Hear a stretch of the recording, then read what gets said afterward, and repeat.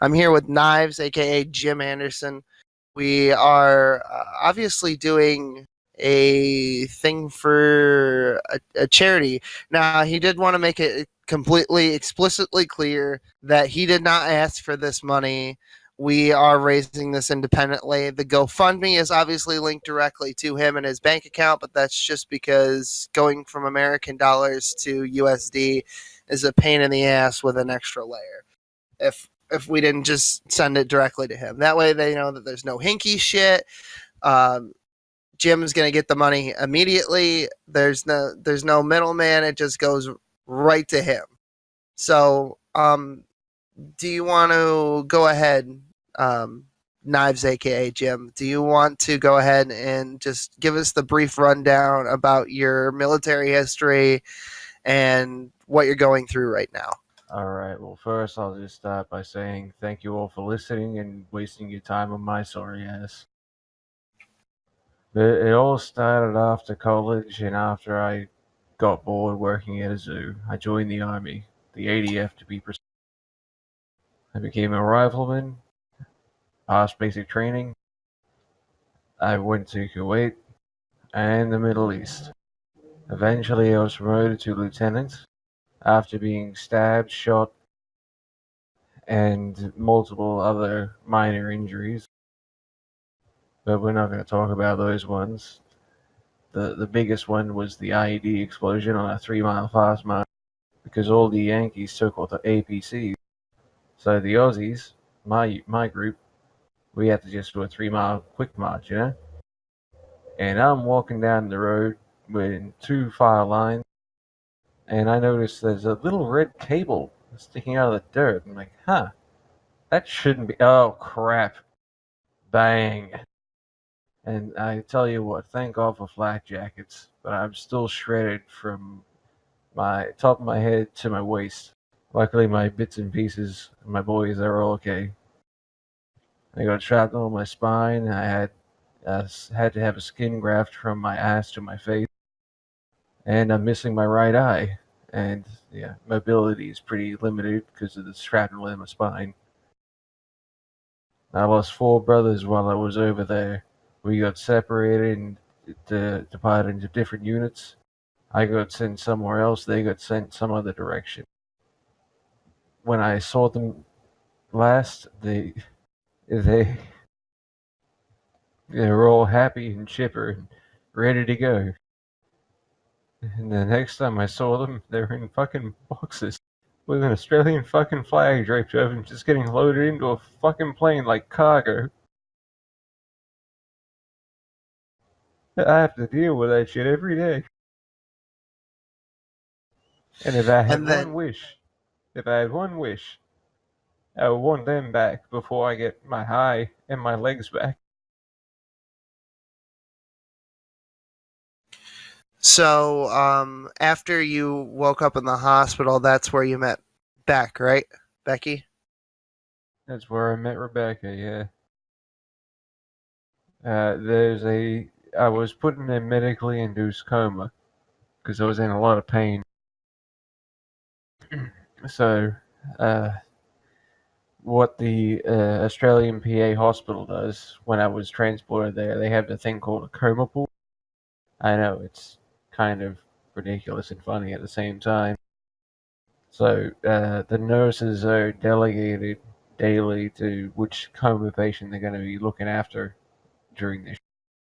And my fiance Rebecca, God, she's so beautiful. She always volunteered to take care of me for some reason before I even worked.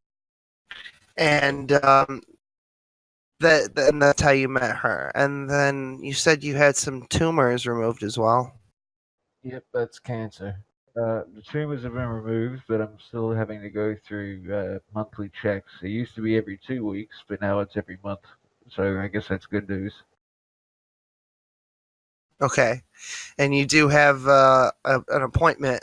That's why we're doing this so late right now. For me, it's about 12:48 in the morning. For you, I don't know what time it is, but you have an appointment that you need to go to. So, 3 um, 3:48 p.m. and the appointment's tomorrow for the doctors. I got my dates mixed up.